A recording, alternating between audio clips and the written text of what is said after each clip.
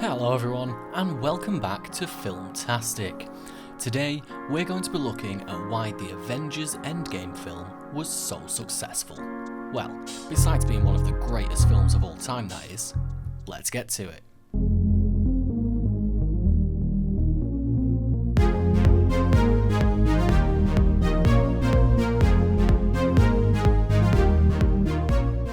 After its fourth weekend, Avengers Endgame was the biggest grossing domestic hit in more than 3 years, with $771 million in North America alone.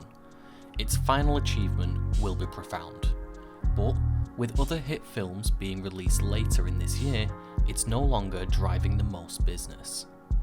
So here's where we stand with some projections, records made, and context compared to others' huge hits.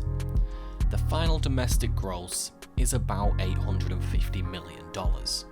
Now, no one can complain at $850 million, and at a minimum, Endgame will be the second biggest film in a decade that has seen the business turn itself over to blockbusters. It comes in an era where comic book titles, Marvel ones in particular, are a mature force.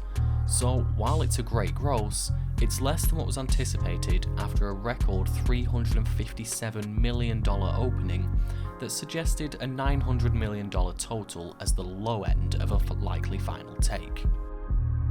Box office analysts use history, math, and multiples to guess totals, and at $850 million, the multiple will be just under 2.4.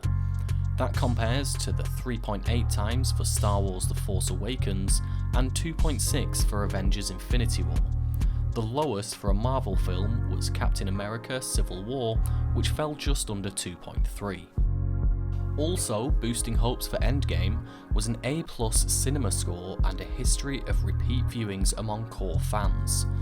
Not adjusting for inflation, it needed to get to $937 million to topple Force Awakens, a film that benefited from Christmas playtime, fewer initial screens, and arguably a stronger event factor as the reboot of a franchise.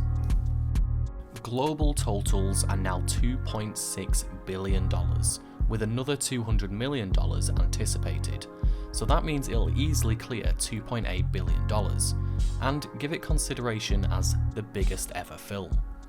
It will also reach just over or under $2 billion international dollars, which will have an impact on its all-time placements.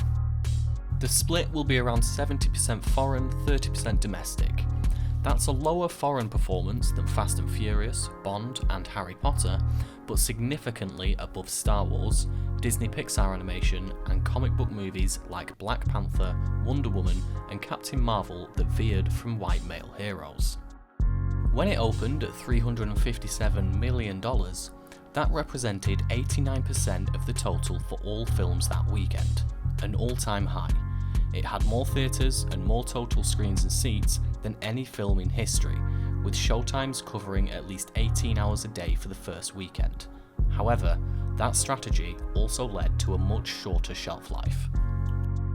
Based on an $850 million domestic final gross, 91% of its total will come through its fourth weekend. That's the peak of a trend that's been on the uprise for decades.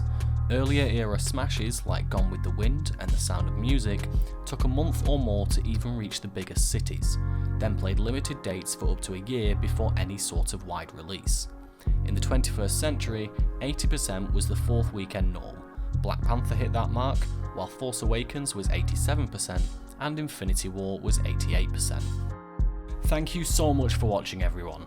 We hope you found these facts and figures as intriguing as we did. If there's another film you'd like us to cover, then let us know in the comments section. Until next time.